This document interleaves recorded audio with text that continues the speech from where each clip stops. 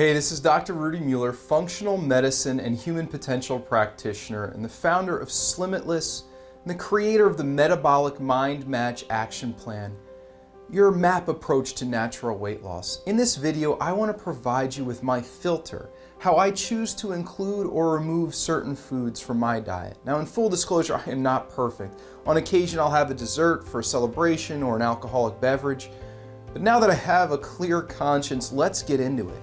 First myth is weight loss is achieved by calculating calories in versus calories out. Our bodies have no idea what a calorie is. The truth is, if you are overweight, guess what? It's not a math problem, it's a hormone problem. Myth number 2, increased fat intakes causes elevated cholesterol and can result in the development of heart disease. Wrong again. There are hundreds of articles clearly showing that healthy fat is beneficial, and cholesterol in and of itself is not the enemy. In fact, cholesterol is a necessity for production of hormones and for the integrity of our cell membranes. So what's the deal? Well, what it truly comes down to with food is quality, not quantity. When you remove low quality food and you replace it with high quality food, your hormones will begin to respond appropriately, resulting in weight loss as a side effect. See, when we eat junk, our hormones respond accordingly. When we eat high quality food, our body also responds accordingly. So naturally, your next question is, well, what is high quality food? It is a great question, and quality food is raised or grown in its natural environment, consuming its natural food and water, and exposed to a natural light source, with limited to no exposure to known man-made carcinogens like pesticides and herbicides, fungicides, hormones, and antibiotics. Over the last 30 to 40 years, we have turned our food system into a scientific experiment with the goal of turning a quick profit. Companies have been patenting life through developing GMO seeds and injecting animals with growth hormones so they grow bigger and stronger and get to the market faster. From a business perspective, it makes total sense, but from a human longevity perspective, a sustainable practice for our ecosystem, it doesn't.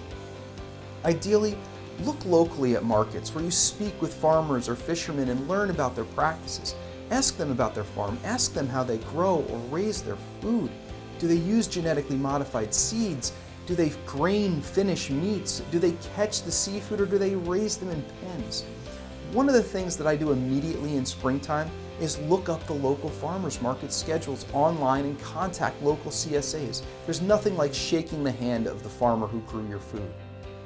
Find out what they produce and find out what a CSA has planned for the growing season.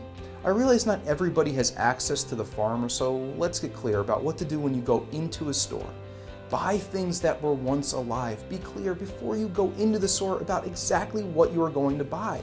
Stay in the produce, the butcher, the seafood section, and maybe the refrigerated and frozen sections, but stay away from the center aisles that contain the chemically separated and put back together with fortified synthetic nutrients, often that we can't pronounce. When you look down on your dinner plate, at least half of it should be fibrous vegetables, including leafy greens and cruciferous vegetables like broccoli and cabbage, covered with healthy fat like olive oil, coconut oil, avocado oil, or grass-fed butter.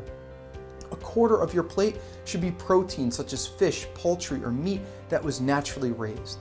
Did you know that an animal's fat is the repository for the toxins it's been exposed to? So the fat of animals raised with antibiotics and hormones is high in toxins. Conversely, the fat of grass-fed, non-growth hormone raised animals will contain more beneficial nutrients at their proper ratio and less toxins. The other quarter of your plate should be a starchy vegetable, like a sweet potato or yam or squash. The biggest foods to avoid are grains and sugar. Read labels. Avoid foods laced with chemicals, flavor enhancers, and high fructose corn syrup. Now for hydration, drink high quality water like fresh spring water. To locate your nearest natural spring, check out findaspring.com. Otherwise, I would look into reverse osmosis systems that help remove fluoride. If you found this information helpful, please spread the message and share it with friends and family. And if you want to connect to a community of people who, like you, are pursuing their potential, join us in the Slimmitless You Facebook group. Slimmitless represents the combination of the word slim and limitless, you pursuing your limitless potential to make Slimmitless. Thank you again. This is Dr. Rudy Mueller saying live happy, live healthy, and affect others positively. Thank you.